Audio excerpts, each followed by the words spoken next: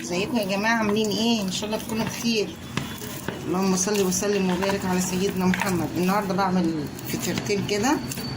دول نص كيلو دقيق يا جماعه، بس معلش النور كان مقطوع ساعه ما كنت بعمله، ف انا لسه في بدايه العجين يعني.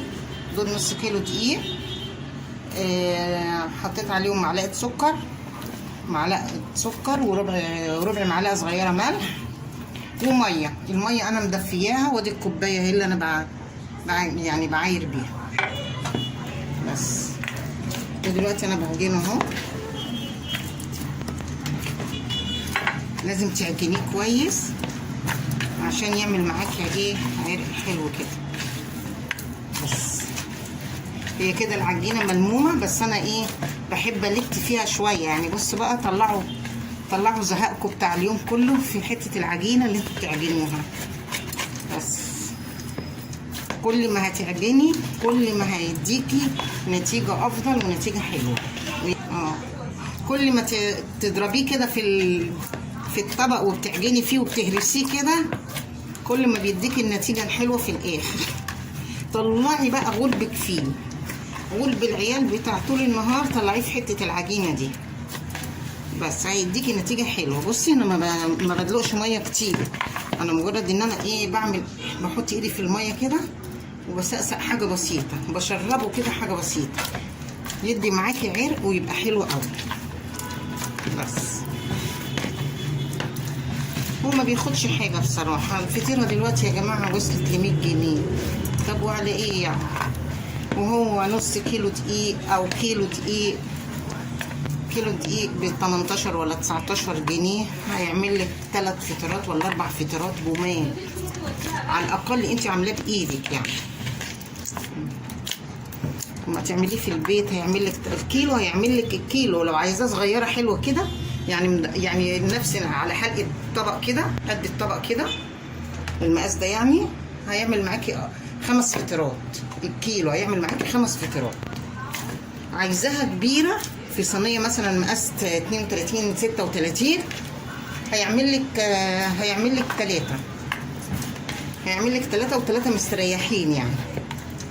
بس فالثلاثه بكام؟ الواحده دلوقتي ب 100 جنيه، الثلاثه ب 300 جنيه. انت هتجيبي كيلو دقيق ب 18، هنقول ب 20 وكوبايه سمنه. بس لو عندك قشطه اللبن حطي قشطه اللبن مع السمنه. هي بصوا العجينه، بصوا يا جماعه العجينه، بصوا العرق بتاعها، بصوا لسه عايزه تتعجن تاني.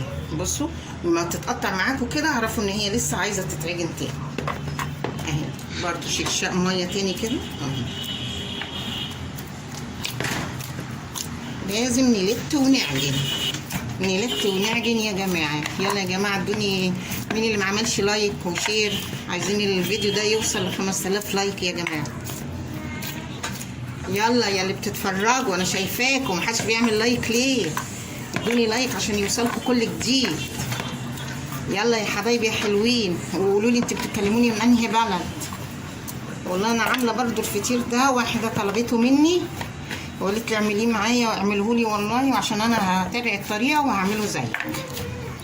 ربنا يحسن ما بين ايديكم يا رب. اهو كلنا بنتعلم من بعض والله يا جماعه. اهو كل ما عجنتيه حلو كل ما اداكي نتيجه افضل، والعرق بتاعها يبقى حلو كده وجميل.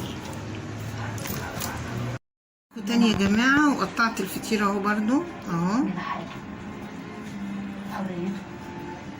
تحطي واحده بتورقيه كده، وبتحطي واحده جوه واحده. هو ليه كذا طريقه بتتعمل بيه، بس انا بحب اعمل الطريقه دي لان بتبقى التوريقه بتاعتها حلوه في نفس الوقت خفيفه وحلوه اهو. بصوا ادي بصي الكوره صغيره كده، بتقطعيه زي ما انت عايزه بقى. عايزاها كوره كبيره، عايزاها كوره صغيره، زي ما انت عايزه. دي التقطيع ده بتاعك انت. افتح لي نقطه زيت كده يعني وانا بقى اعمل الكوره اهي اهو.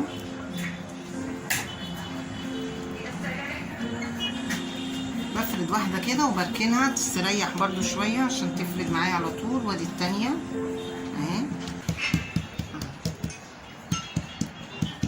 انت بتفرديها بالزيت كده، الزيت بيجريها معاكي جامد وما يهمكيش انها اتقطعت. القطع ده يا جماعه ما فيهوش اي حاجه، كله بيتدارى جوه بعضيه. حبيبتي وحشتي.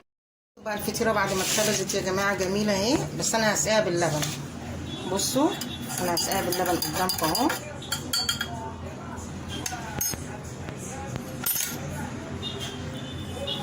بصوا يا جماعه هي سخنه واللبن فاتر اهو اهي. شوف بتشرب ازاي. بس اللبن ده بقى انا حاطه فيه سكر عشان مش عايزين بقى ناكل عسل وطحينه بقى، احنا قلنا هناكلها باللبن والسكر وكده. بصوا جميله ازاي، يعني تغيير كده. ما تنسونيش في اللايك والشير وسبسكرايب عشان يوصل لكم كل جديد. يلا سلام عليكم.